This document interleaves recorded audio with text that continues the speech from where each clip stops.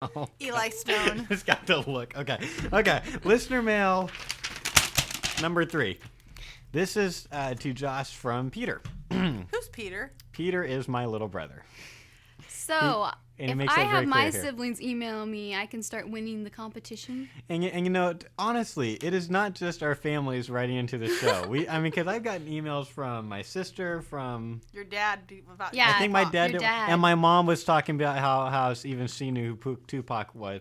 Tupac was. So Oh, dear God. yeah, I know it was really Wow. sad. So thank you for all of you non-family members that write into the show and make it look a little bit less cheesy. But anyway, this is actually, though, I've got to say, this is probably the deepest question we've ever received on the show. Like, I was really impressed with my 13-year-old brother. Deep as in what? Wrote this in. I think don't your know. father gave us a few other. I don't remember what my dad words emailed in. What did too. my dad say? Oh, just gave me some different adjectives besides deep that you could use. Oh, that's right. He was writing in like depth. like profound. Okay, or- this is a profound question. So Peter says, "Hey Josh, I was wondering what is the inspiration for your pro-life career? Is it the unborn or is it God?" Sincerely, two your choices. brother Peter. Is it A or is it B? Unborn or God? None of the above. Or Well, D, all of the above. I'm curious. What would you guys say?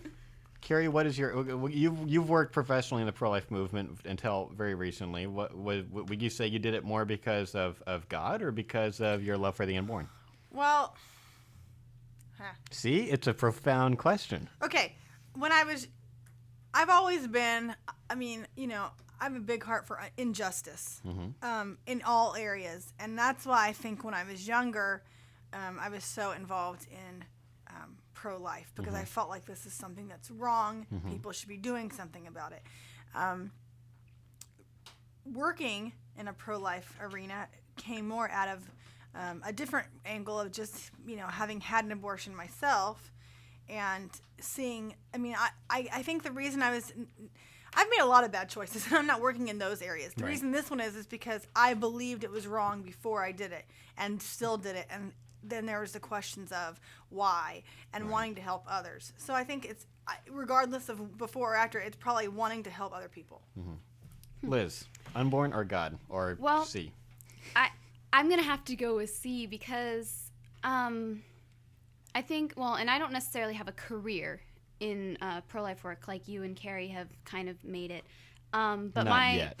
But my my activism, I think, was caused ultimately by God. I mean, I wouldn't have a love and a caring for the unborn or for the weak, except I think that which God has instilled in me. So you can boil it down to God. But I remember being 14 or 15, I think, when I first really thought about what abortion was and saw a presentation and was around some people who were working in the movement, and I saw myself being able to use the things that God has given me to act upon that emotion that I felt, and that, like Carrie said, that sense of injustice.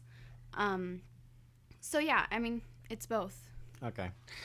To answer the question, I would like to think that as an atheist, I would still work in pro-life because this is a human rights issue, and there are pro-life atheists, there are pro-life agnostics, there are pro-life people that it's not because of God, it's because they recognize, philosophically, scientifically, we know that these are human Right. beings. So right there, it's a human rights issue, and then it gets deeper once you get into personhood, which is a largely philosophical question, and metaphysics and things like that. However, as atheists pro-life atheists have a hard time grounding why the unborn, for example, or any human being is more valuable than animals. Right. Okay, so a lot of times, when we're on college campuses, we'll be accused of being speciesist. Oh, how dare you care more about humans than animals?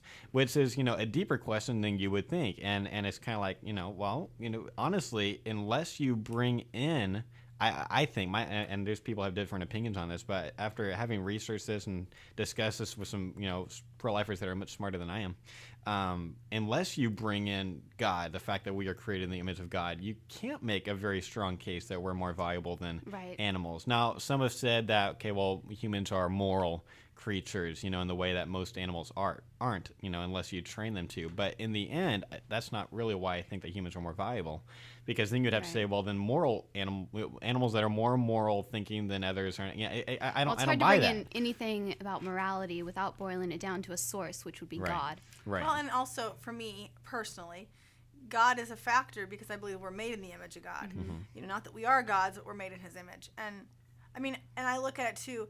It's depending upon the time in which time period. That's where the phrase I'm looking for. It might not be abortion. But it'd be a similar thing. I mean, just like the Gap exposes the connection between the Holocaust, slavery, and abortion. Not the clothing store, the Genocide Awareness right. Project. Thank you. Yes. But had I, Harriet Beecher, before I even got involved in pro-life, Harriet Beecher Stowe has always been a huge hero for me because of what she did with the Underground Railroad and living in Cincinnati and helping and all of that. Because I guess all I'm trying to say very poorly, I'm stumbling in my words, is just that it's not just abortion and it's not necessarily unborn, but like with injustice, but those who are being treated unfairly. And so I think that's kind of another factor as well, that had I been around in any of the other time periods where it was a different issue, I would be in the same, same place, just with a different topic. Yeah. So having said that, I would hope as an atheist that I would be a pro-life worker. But, did God put the unborn on my heart? Probably. Does God give me new ideas of how to reach young people with a pro-life message? I would hope so. I would like to think so. I'll definitely give him credit, except for the stuff that fails miserably that I do. But yeah, so it's kind of both. But it's a good question. So I definitely appreciate that. Yeah. Thanks, Peter.